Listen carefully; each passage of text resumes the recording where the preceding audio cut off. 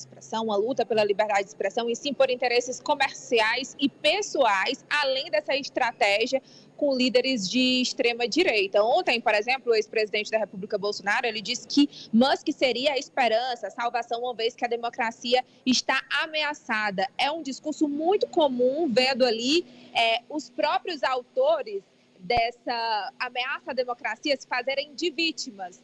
E é isso que Elon Musk está ali vendo, né? Está tentando ajudar com que Bolsonaro não seja, de fato, condenado, que tenha esse apoio popular, principalmente das redes sociais. Então, a gente vê um uso pelos próprios interesses e não por interesse da população. O uso das big techs, que eles, no caso, não querem aquele projeto de lei que tramita aqui no Congresso Nacional, que regulamenta as fake news, que regulamenta as redes sociais. E é por isso que eles já fazem essa frente. Vamos à manchete da Raniele Aria. Raniele, aliás, a manchete que deu um erro aí. Então já vamos direto, Raniele, com a sua matéria, com a sua notícia. 11-0, Supremo enterra a possibilidade de Forças Armadas serem chamadas para moderar a crise entre poderes. Decisão unânime.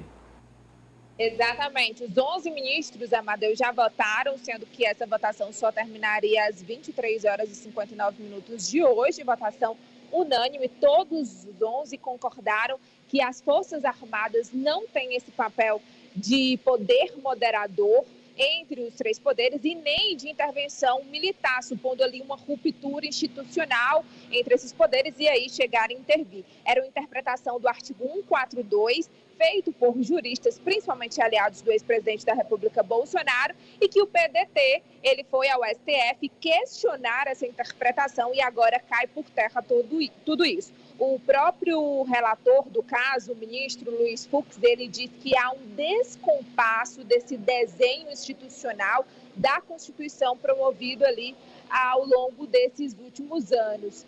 E que as Forças Armadas, elas têm, na verdade, um poder limitado. Agora, sobre aquele pedido do ministro Flávio Dino de que essa decisão fosse amplamente levada às organizações militares e também às escolas, isso não teve maioria, portanto, não será levado também essa decisão às escolas. Agora, me chamou a atenção, Ari, eu quero ouvi-lo, a unanimidade, quer dizer, os dois ministros indicados por Bolsonaro bateram o martelo ao lado da legalidade. Amadeus, de outro modo, seria rasgar a Constituição, porque nós já explicamos, reiteramos, repetimos aqui. As Forças Armadas não configuram um quarto poder. O Brasil só tem 3, legislativo, executivo e judiciário. As Forças Armadas, elas fazem parte do executivo e a ele se subordinam. Então, o que os ministros fizeram foi confirmar algo que está lá na Carta Magna desde 1988, quando ela foi promulgada. De outro modo, os ministros, com todo respeito a André Mendonça, ao piauiense Nunes Marques, agiriam contra o próprio direito. Tira uma sombra do poder que se projetava sempre sobre o poder civil, Apoliana? Amadeu, ajuda a tirar essa sombra. Eu acho que a gente ainda precisa passar um pouquinho mais desse processo, mas é claro que a posição da Suprema Corte do nosso país, como disse o Ari, reforçando o que já está na nossa Constituição, é um gesto importante para a sociedade sobre qual o papel, quais as atribuições das Forças Armadas dentro da nossa República. Agora, quando tiver dúvida, Guga, o Supremo tem que reunir os ministros para dizer, olha, 2 mais 2 é igual a 4? Foi isso que aconteceu, né? A gente teve que, enfim, dizer de novo o que já estava óbvio.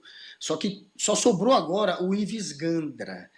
Tinha um jurista que tem nome, que tem currículo e que colocou a reputação dele em nome a serviço dessa tentativa de golpe, interpretando de maneira errônea o artigo 142. Então, o argumento da extrema-direita, a base, boa parte do que eles sacavam na hora desse tipo de debate era o Ives Gandra. Não, mas olha aqui, o jurista renomado fazendo essa interpretação. Então, como tinham um Ives Gandra da vida, que sobrou sozinho, está sozinho, isolado.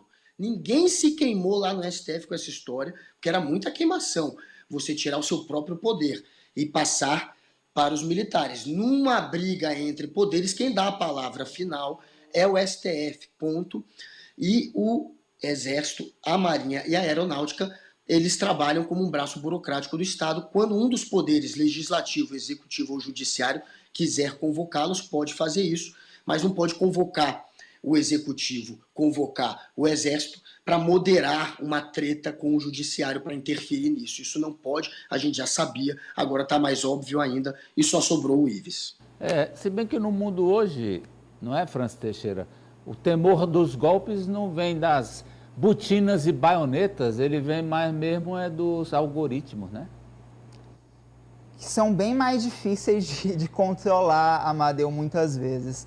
E eu comparo essa questão do Exército, das Forças Armadas serem consideradas um poder moderador por uma parte da classe política, com o terraplanismo, porque nada disso anda perto de ser interpretado na nossa Constituição. O Ari citou a Carta Magna, e a própria Carta Magna, ela cria ali mecanismos, um sistema de peso e contrapesos dentro dos três poderes, para que quando houver algum excesso, algum conflito, eles mesmos se resolvam e não haja a necessidade de, entre aspas, um poder moderador.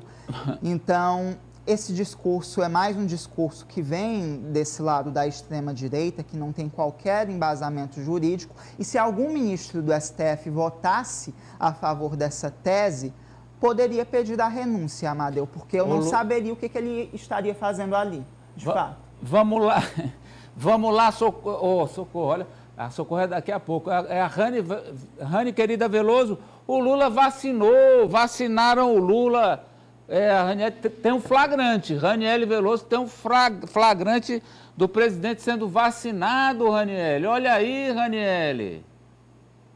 Amadeu, isso foi agora há pouco aqui no Palácio do Planalto, estava ali participando dessa coletiva temática, que é só para jornalista convidado, e aí o Lula ele fez um gesto ali, de acordo com a ministra Nízia Trindade, ministra da Saúde, para dar exemplo. E ele, como sempre, né, tinha que comentar alguma coisa dizendo que quem toma vacina não vira jacaré, fazendo alusão a uma fala do ex-presidente da República, Jair Bolsonaro. Tem inclusive esse trechinho aí, ele foi vacinado contra a gripe, com a vacina da influenza. Vamos ver. Então, vou tomar aqui agora a vacina para incentivar o povo brasileiro a tomar vacina outra vez. Vacina não permite que a vacina a gente não vira jacaré, a gente não vira o que a gente não quer. Vacina a gente evita de pegar doenças que podem matar as pessoas. Pois é, Amadeu. E o presidente, ele convocou essa coletiva para a ministra Nízia falar o que ela tem feito pelo Ministério da Saúde, né? No Ministério, foi isso que ele cobrou naquela reunião ministerial, que deu uma bronca da ministra, a ministra teve que sair, chorou, voltou. E hoje, publicamente, a única fala de Lula foi nesse sentido, defendendo a ministra Nízia Trindade, que ela tem credibilidade, Raniele, inclusive no governo. Raniele. Vamos ver. Raniele, só um pouquinho. Eu vou já ouvir a ministra, vou já ouvir e ver a ministra. Mas chamou a atenção aqui da gente, a moça que estava aplicando a vacina, a enfermeira, imagino eu, ela estava nervosa, olha. Ela deu uma tremidinha ali, viu? Foi. O Lula disse que se a Nízia já tivesse aplicado alguma vacina, alguma vez na vida, ela que iria vacinar ele. E aí sobrou para a enfermeira, né? Ela já estava preparada, na verdade, estava ali esperando, mas ela ficou bastante nervosa. Ficou nervosa, a pessoa se estou vacinando o presidente, não pode dar erro. Não pode dar erro, Ari, não pode dar erro. E o legal é que o Lula nem vai precisar adulterar o cartão de vacinação dele, né?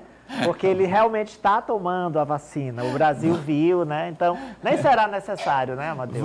Não precisa, não. Ô Raniele, então vamos falar da ministra, vamos ver a ministra Nízia. Primeiro, a do Lula, Amadeu, para a gente ir na sequência. Do Tá. Lula, quando